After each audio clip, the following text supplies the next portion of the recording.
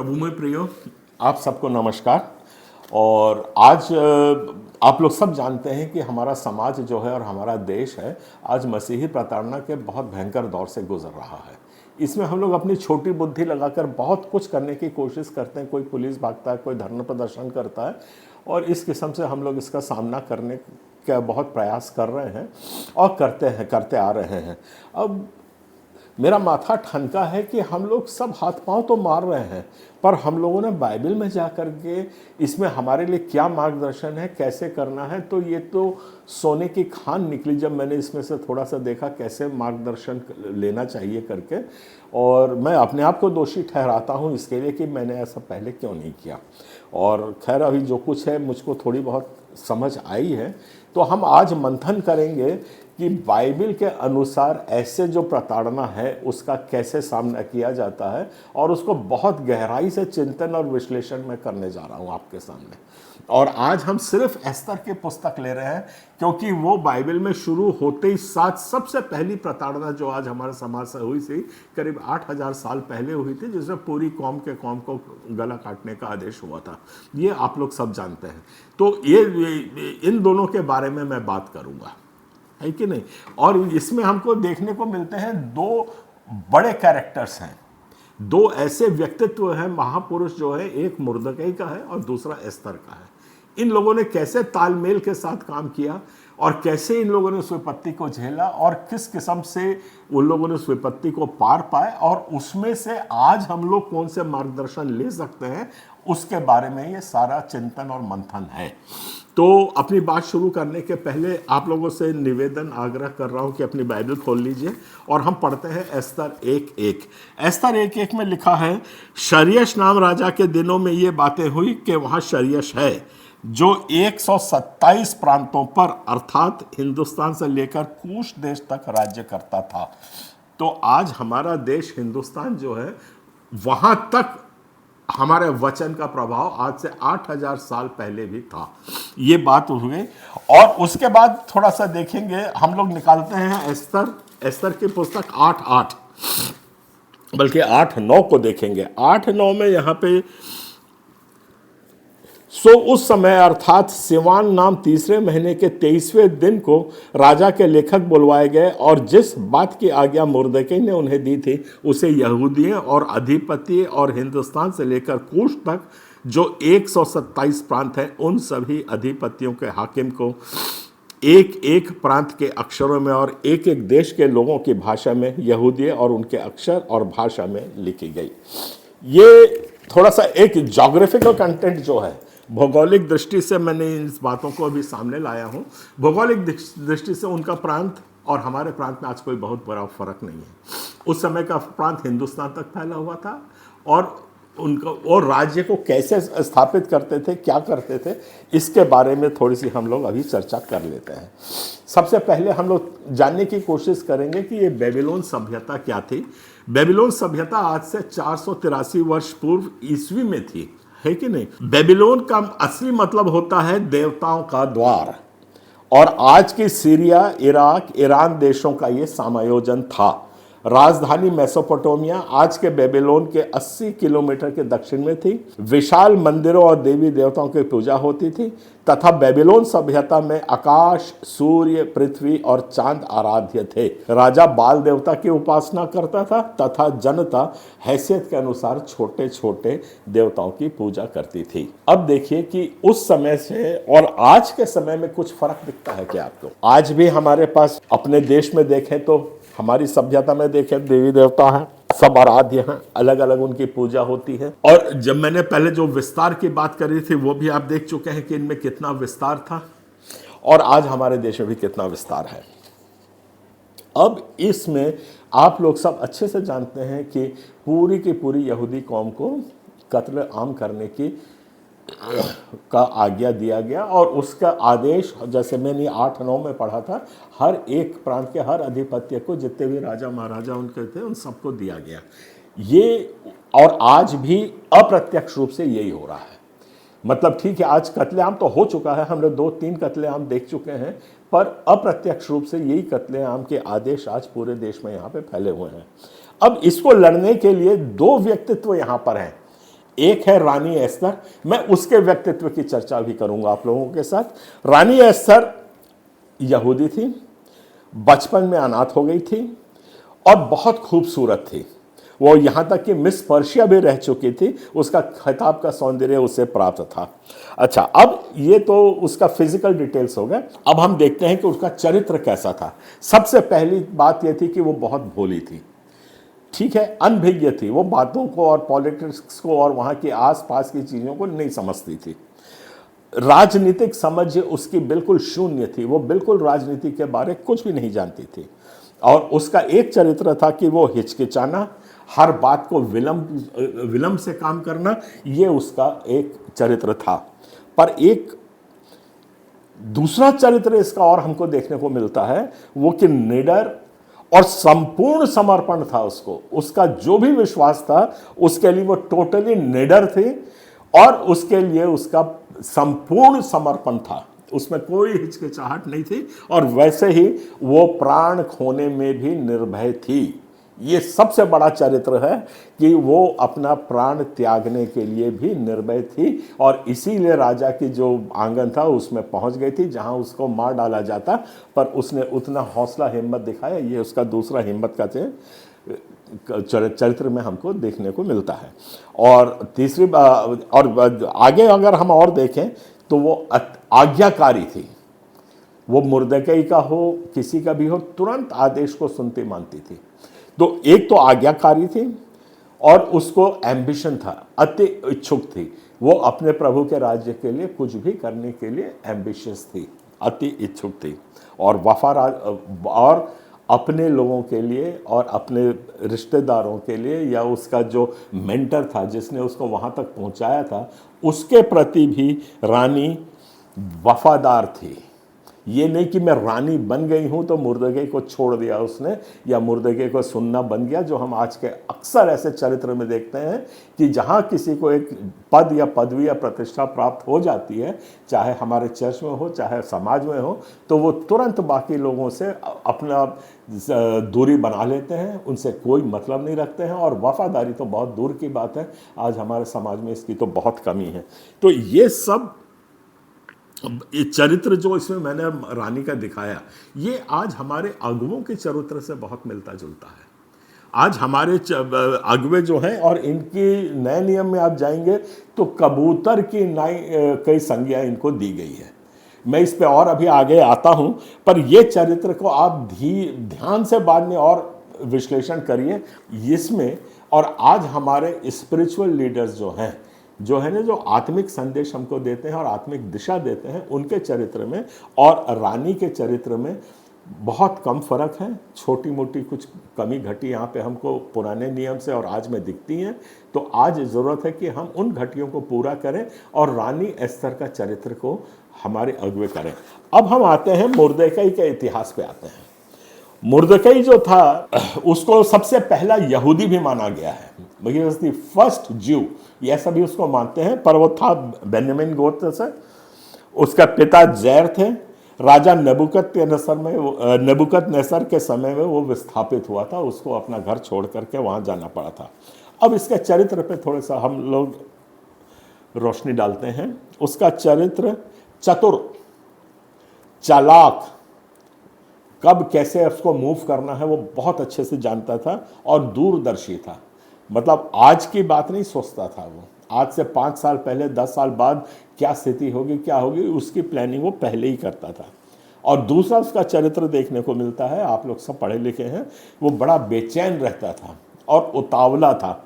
वो अपने राज्य के, अपने कौम के प्रति उतावला था बचाने के लिए, और उसके लिए वो कुछ भी करने के लिए तैयार रहता था। और संभावनाएं क्या है उनको तलाशता था। जैसे भी कोई समस्या आती थी उसके सामने, जैसे भी हम और आगे चल के उसको देखेंगे, तो उसमें संभावना को तलाशना इसका चरित्र रहा है।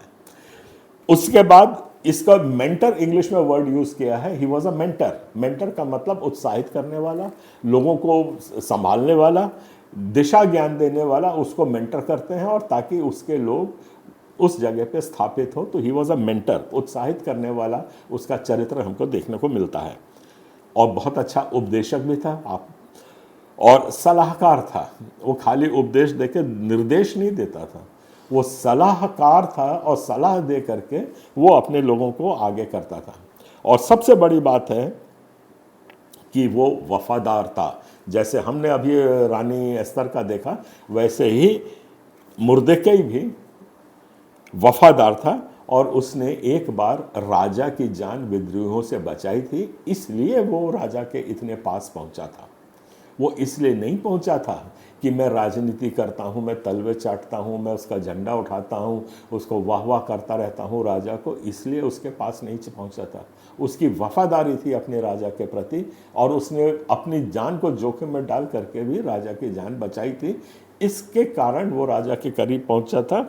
और निडर और संपूर्ण समर्पण, ये हमने रानी एस्तर के चरित्र में भी देखा कि वो निडर थी और संपूर्ण समर्पण था। और ऐसा ही हम देखते हैं मुर्दकई के चरित्र में कि उसका समर्पण संपूर्ण था, चाहे अपने कौम के प्रति हो, चाहे अपने उसका जो विचारधारा हो उसके लिए हो, उसका समर्पण संपूर्ण था और निडर था। अब इनकी संज्ञा अगर हम मुर्दकई की दें तो ये सांप के माफिक चतुर था, इसमें कोई दो मत नहीं है। और सांप के माफिक चतुर बोले तो आज ये हमारी जो लेटी के जो अगुए हैं, जो राजनीति करने के इच्छुक हैं, जो अपने समाज को बचाने के लिए समर्पित हैं, ये इनसे तुलना करना कोई अतिशयोक्ति नहीं होगी।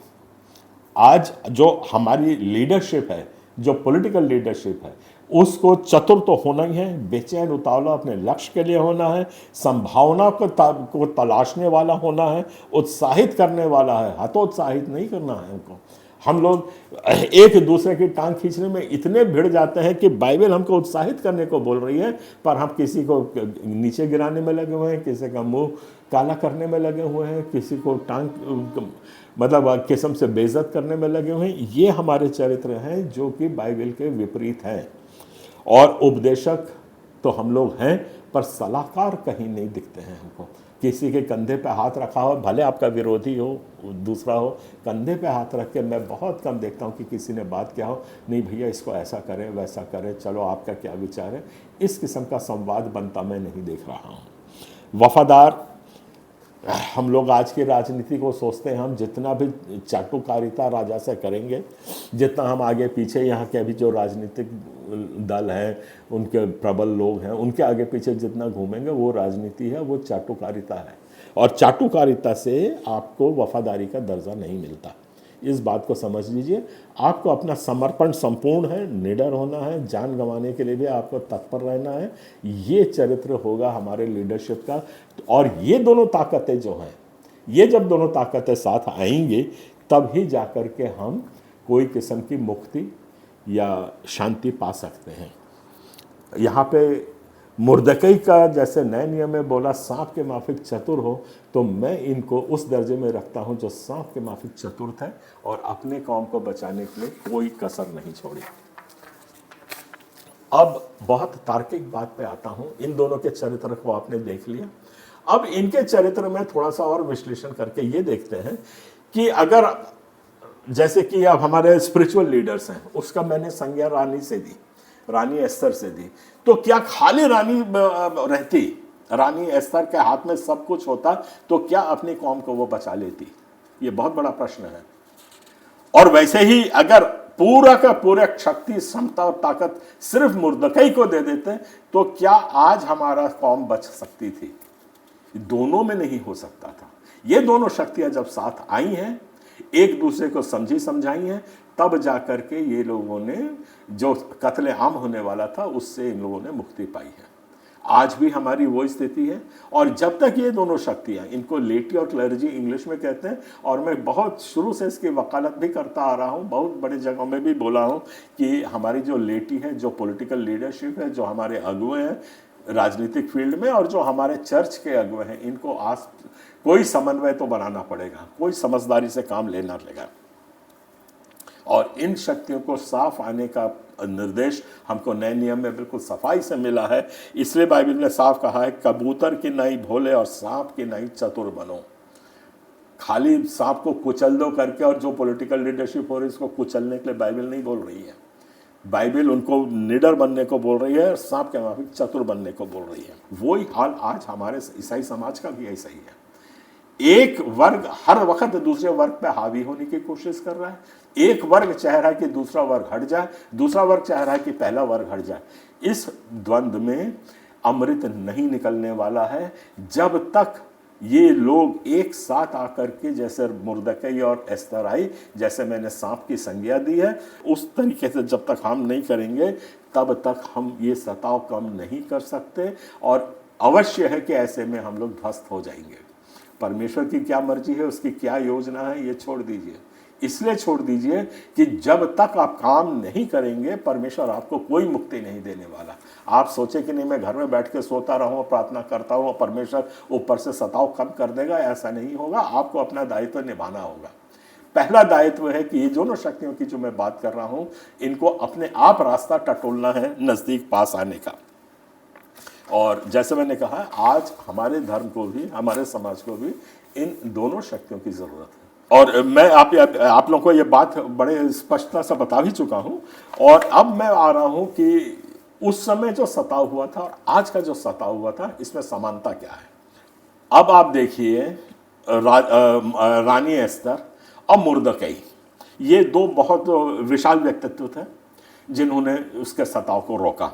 और इनने कब प्राप्त सताव से विजय प्राप्त उनने उस प्रकार करी जब सब, बिल्कुल ध्यान से मेरी बात को सुनिए, रानी एस्तर का सबसे पहला आदेश था कि जितने भी पवित्र लोग और सामाजिक लोग हैं वो एक साथ फिर से बोल रहा हूं, उपवास रख करके प्रार्थना करने की उसने फरमान जारी किया था। तो आज के सताव का सामना करने के लिए हमें सबसे पहले जो है वो है कि हम अपना प्रार्थना चालू करें। उसके बाद हमारे को ज़रूरत है कि जो हमारे मैंने मुर्दकई के लोग जो हैं, मुर्दकई वर्ग में जो आते हैं, उन लोगों को आपको मान सम्मान दे करके स्थापित करना। उसके बाद ये मुर्दकई वर्ग के जो लोग हैं, एस्तर वर्ग के लोगों के साथ समन्वय स्थापित करना और एक से एक कंधा मिला के चलना, तब जा कर के हम लोग कहीं पहुंच सकते हैं। दूसरी बात है, एस्तर को आंगन में बुलाया गया था। अब बिन बुलाए वो राजा के उसमें गई। किसके कहने पे गई? मुर्दकई के कहने पे गई।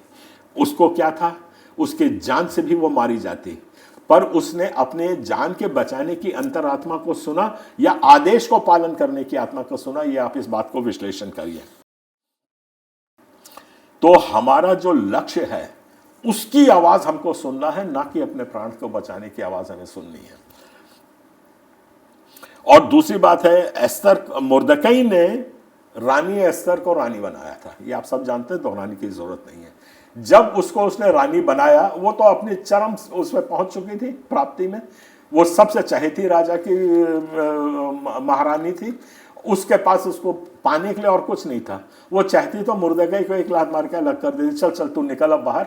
ये चरित्र आमतौर पे हमारे समाज में आज है।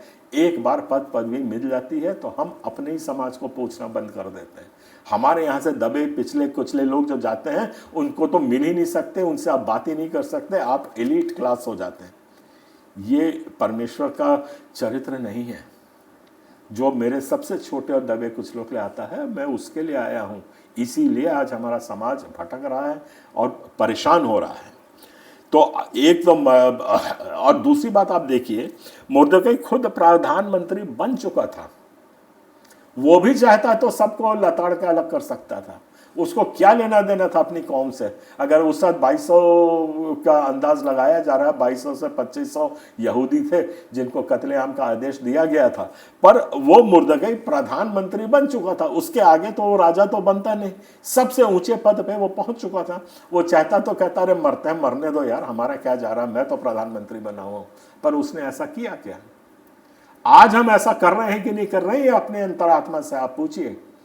जब हम एक बार किसी भी पद में पहुंच जाते हैं, हम अपने ही लोग जिनके द्वारा हम बने हैं उनको नकारना शुरू कर देते हैं। ये मसीही चरित्र नहीं है, ये परमेश्वर की इच्छा नहीं है। इस बात को बहुत ऐसे, अब मैं अब इसके बाद ये तो आपने समझ लिया कि हमें कैसे करना। मैं एक छोटी सी बात और कर रहा हूं। यहाँ पे कई बार बोला जाता है अरे ये तो लफंगे लोग हैं। कौन लोग? जो राजनीति करते हैं। हमको राजनीति नहीं करनी है। ये झूठ बोलते हैं, सच बोलते हैं, कभी इधर बोलते हैं, कभी उधर बोलते हैं। तो ये बाइबल का चरित्र नहीं। एक क्वेश्चन मैं रेस करके जा रहा हूं आप लोगों के सामने। रानी एस्तर यहूदी थी, आप इसको जानते हैं, बाइबल बोलती है। अगर वो पहले दिन से ही अपना धर्म बता देती कि मैं यहूदी हूं, तो क्या राजा के महल में वो प्रवेश कर पाती? उसने अपना धर्म को छिपा करके रखा, नहीं बताया। ये झूठ बोलने की तुलना में आता है। तो ये जो मेजर क्राइम्स और माइनर क्राइम्स हैं, हमारा लक्ष्य क्या है? हमारा लक्ष्य है परमेश्वर के राज्य को स्थापित करना। परमेश्वर का राज्य क्या है? शांति, प्रेम, मोहब्बत, समन्वय और इंसानियत का जब तक हम स्थापित करेंगे, वो है परमेश्वर का राज्य। कोई हम हालेलुया करते हुए यहाँ पे कि प्रधानमंत्री भी हालेलुया बोले, वो भी हालेलुया, इसका ये परमेश्वर का राज्य नहीं है। परमेश्वर का राज्य है जहाँ मानव मानव एक समान, मानव को शांति हो, पर पीड़ा को हम समझें जैसे यीशु मसीह ने समझा था। वो है परमेश्वर का राज्य। उस राज्य को स्थापित करने के लिए एस्तर ने एक छोटा सा झूठ बोला। तो ये होता है माइनर क्राइम्स। और मेजर क्राइम्स जो होते हैं वो आप जानते हैं। तो हमारा मेजर लक्ष्य क्या है? बड़ा लक्ष्य हमारा क्या है? परमेश्वर का राज्य स्थापित करना, जो मैंने अभी समझाया क्या होता है। और उसको स्थापित करने के लिए जैसे एस्तर ने अपना धर्म छिपा के रखा, हम भी अपनी चालों को अगर छुपा के रखते हैं और अगर उस तरीके से हम काम करते हैं, तो उसका मान सम्मान जो हमारे पादरीगण हैं, जो हमारी क्लर्जी है, उनको देना पड़ेगा और समझना पड़ेगा। हार्ड एंड फास्ट आप कहीं पे भी उस काम को नहीं कर सकते हैं। फिर उसके बाद मैं समझदारी की बात थोड़ा सा रानी एस्तर की फिर लेके जा रहा हूँ आप लोगों को पीछे। राजा जब उसने ऑर्डर दे दिया, राजा ने अपने अंगूठे सील लगा दी थी कि इन सब के कत्लेआम किए जाएं, सारे यहूदियों के, ठीक है। जब उसने वो कत्लेआम का आदेश पारित हो गया था, तब अपना रोष जताने के लिए, वो उस वक्त प्रधानमंत्री था वो, इसको भी बात ध्यान रखिए, उसने अपने कपड़े फाड़े, राख के ऊपर बैठा, जैसे उस समय का चलन था अपना रोष को प्रकट करने का। तो वह कपड़े फाड़े और वहाँ पे वो आज के हिसाब से धरना बोल दीजिए, तो वो धरने पे बैठ गया। उसके धरने का बैठने का, अब देखिए ये फिर से इसको कंपेयर करिए। अब हमारे जैसे कि मान लीजिए कोई पॉलिटिकल फ्रंट है और वो धरने पे बैठ जाता है। वो रानी एस्तर ने क्या किया था? जब वो राख पे बैठा था, अपने कपड़े फाड़े थे, तो रानी एस्तर ने उसको नए कपड़े पहुंचवा दिए थे और साफ करने के लिए झाड़ू और बाई को दे दिया था कि राख वाख को साफ कर दो और उसको नए कपड़े दे दो। ये हमारी अंडरस्टैंडिंग की बहुत कमी है। इसीलिए मेरा बार बार निवेदन है कि जितने हमारे पादरीगण हैं, जितने हमारे मसीही अगुवे हैं, जो हमको स्पिरिचुअलिटी की ओर ले जाते हैं, वो इसमें ज़्यादा दखल देने की कोशिश ना करें। तो ये दर्शाता है कि दोनों समझदारी भिन्न थी, पर लक्ष्य एक था। दोनों में निडरता का, संपूर्ण समर्पण का गुण एक जैसा था। और ऐसी साझेदारी आज की हमें बहुत ज़रूरत है। पादरियों और सामाजिक लोगों को समझदारी के साथ चलना होगा। देखिए, मैं अभी आपके सामने जो बोल रहा हूँ, बेबीलोन में जो सताव हुआ था, वो इतिहास में लिखा हुआ सबसे पहला सताव था। और उसमें और आज के सताव में कुछ समानताएं हमको दिखती हैं। उस समानताओं को रेखांकित कर रहा हूं आप लोगों के सामने। एस्तर का समय में जो सताव हुआ था वो 70 साल चला। आज भी भारत को 75 वर्ष हो गए हैं। यहूदी बंधक थे और आज अल्पसंख्यकों का यही हाल है। यहूदियों के पास संपूर्ण अधिकार नहीं थे, जैसे बाकी नागरिकों को थे, वो यहूदियों के पास उस वक्त थे। आज हमारे संवैधानिक अधिकार से भी हम वंचित हैं और किए जा रहे हैं, वो गैर कानूनी तरीके से हो या जैसे भी हो। तो ये एक समानता है। आपसी लड़ाई और घमंड में उपजा हमान था। हमान की पैदाइश कैसे हुई थी? सिर्फ घमंड से हुई थी और आपसी लड़ाई थी अपने लोगों को दबाने के लिए। आज भी हम देखते हैं कि हमारी आपसी लड़ाई है और उसमें से कई अनेकों हमान उपज रहे हैं। ये इसके ये आपसी लड़ाई की रोकथाम की ज़रूरत आज हमारे समाज में बहुत ज़्यादा ज़रूरी है। और जो घमंड भरपूर है, इसको कम करे बगैर परमेश्वर भी आपकी नहीं सुनने वाला है। अब आ जाते हैं, उस वक्त 127 प्रांत में थे।